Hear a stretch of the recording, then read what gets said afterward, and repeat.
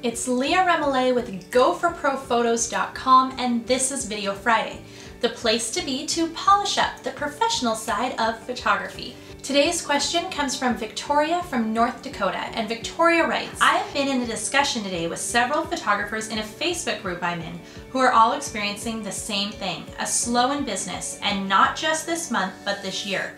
For some, that means 0 bookings, when before they were getting consistent bookings. Is it really possible to stay in business when the supply begins to outweigh demand? This is a question that deserves a lot of attention.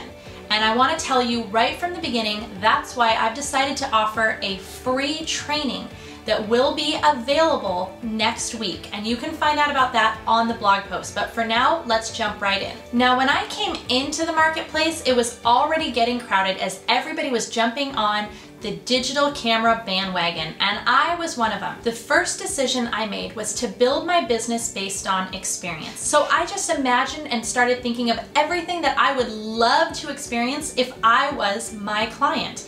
I happen to love high experience things like Nordstrom or fancy chocolates or really fancy restaurants. Those things get me very excited to spend my money. So I wanted to find target clients who felt the same way I did and build an amazing experience that would in fact come with a high price tag.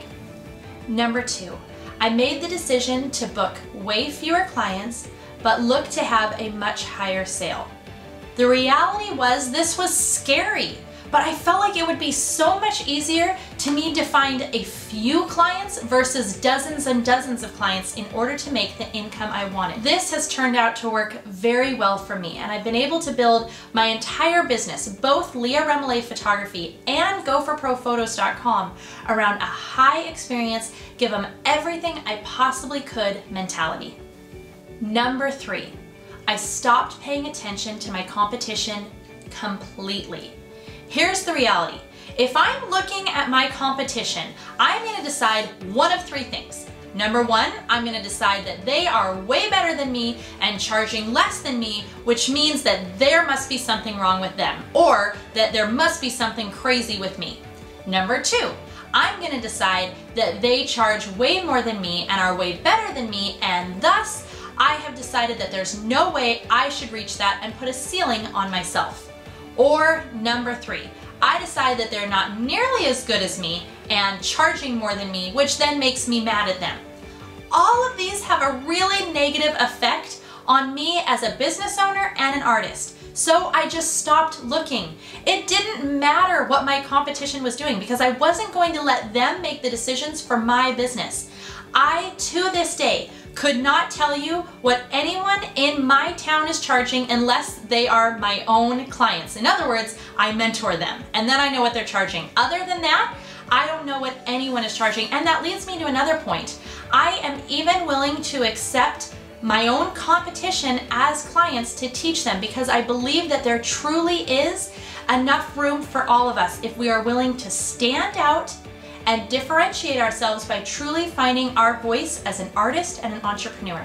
Now, those are the 3 things that I pinpoint that I feel like set me up to be able to establish and create the business that I have. But I wanted to take it further. So I went to a few of the members of my business training program, The Thriving Photographer, and I asked them if I could interview them. We sat down and I asked them a few questions about what they're doing in their business. Now, everyone I talked to has fully booked schedules. Now, here's what I found out from them. Every single one of them is working hard on their marketing, and they're making marketing part of every single day. They're all expressing that when they go out in public, they're talking about their business, that when there's an opportunity, or even maybe if there's not an opportunity, they're handing out business cards. They are getting connected in their towns and networking. They are building up their presence and getting themselves known. There are so many more things that can be done, but I hope that this will give you the start. I do not believe that the industry is too crowded, and I believe that every industry, anywhere, gets to a point where they are crowded. Remember, the digital age of photography is still pretty new, and I have a feeling it's only going to get busier. but that doesn't mean that there's not room for you. If you are passionate enough and you are willing to put in the hard work to perfect your craft and learn how to truly be a business owner, you absolutely can thrive. Now, maybe it's not as easy as in years past. Maybe it takes more creativity and more work, but you know what? I think that's good for us. And again, make sure you go to today's blog post because I am offering a free training so that you can stand out and get your business back where you want it to be. Thank you again for tuning in. Remember, we carry our cameras to create, but we created our businesses to thrive. So don't just survive, thrive.